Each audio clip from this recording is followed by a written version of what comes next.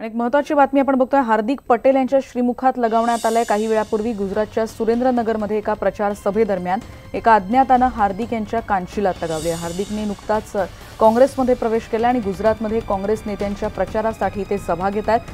सुरेंद्रनगर इथे त्यांची सभा सुरू होती आणि स्टेजवरून ते जेव्हा भाषण करत होते तेव्हा स्टेजवर चढून एका व्यक्तीने हार्दिक पटेल यांच्या कानशिलात लगावली आणि त्यानंतर तिथे उपस्थित असलेल्या कार्यकर्त्यांनी या व्यक्तीला मारहाणही केली आहे। पण ही व्यक्ती कोण हे मात्र अजून स्पष्ट झालेले नाही। नेमकं काय घडलं ते आपण आता दृश्यांमध्ये बघतोय। या व्यक्तीविषयी नीट कळू शकलेलं नसलं तरी ही व्यक्ती भाजपशी संबंधित असल्याचा आरोप हार्दिक पटेल यांनी केला आहे।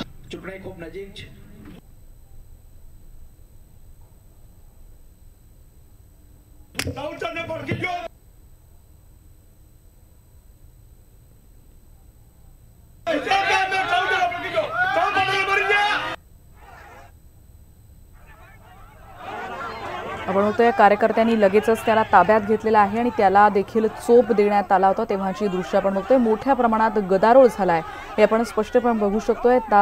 ही बातमी आहे सुरेंद्रनगर गुजरातमध्ये एका प्रचार सभेत हार्दिक पटेल यांचं भाषण सुरू होतं। एका व्यक्तीने त्यांना येऊन श्रीमुखात लगावली आणि त्याच्यानंतर या सगळ्या कार्यकर्त्यांचा असा उद्रेक झालेला पाहायला मिळतोय।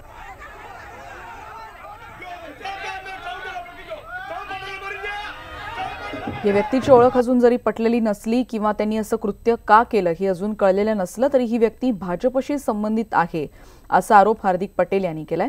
एकीकडे आपण कालची आणि आजची दृश्य बघतोय जेव्हा भाजप नेत्यावर चप्पल फेकून मारण्यात आली होती। भाजपच्या मुख्यालयामध्ये काल ही पत्रकार परिषद सुरू होती। JVL नरसिंहराव हे पत्रकार परिषदेत संबोधित करत होते आणि तेव्हा एका शक्ती भार्गव नावाच्या व्यक्तीने त्यांच्यावर चप्पल भिरकावलेली होती आणि असाच काहीसा रोष व्यक्त होताना आपल्याला पाहायला मिळतोय। याआधी देखील पी चिदंबरम असतील, अरविंद केजरीवाल असतील अशा अनेक नेत्यांना अशा रोषाला सामोरं जावं लागलेलं आहे। पण हे निश्चितच लांछनास्पद आहे। आपला विरोध व्यक्त करायचा असेल तर तो विचारातून व्यक्त करता येऊ शकतो। पण एकीकडे भाजप नेत्यावर काल चप्पल फेकून मारली होती तेव्हाची ही नवी दिल्लीतली दृश्य आणि एकीकडे गुजरातच्या सुरेंद्रनगरमध्ये हार्दिक पटेल यांचं भाषण सुरू असताना एका व्यक्तीने त्यांच्या श्रीमुखात लगावली आहे।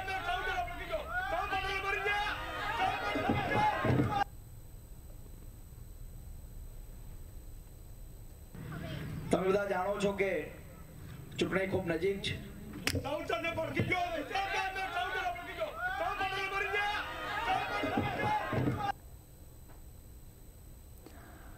कादी तालुक्यातल्या जैसलपूर मधल्या तरुण गज्जर असे व्यक्तीचं नाव कळतंय। आता जे आपण दृश्य बघतोय हार्दिक पटेल यांना जेव्हा मारहाण करण्यात आली होती आणि या व्यक्तीचं नाव कळतंय। कादी तालुक्यातल्या जैसलपूर गावातला हा तरुण गज्जर असं त्यांचं नाव कळतंय अशी आताची माहिती कळते आहे। ही व्यक्ती कोण, त्यांनी हे कृत्य का केलं हे मात्र अजून कळू शकलेलं नाही आणि एकीकडे त्यालाच या सगळ्या कार्यकर्त्यांनी चोप जेव्हा दिला ती देखील दृश्य आपण बघतो। त्यामुळे सुरेंद्रनगर गुजरातमधल्या या घटनेनं खळबळ उडालेली आहे।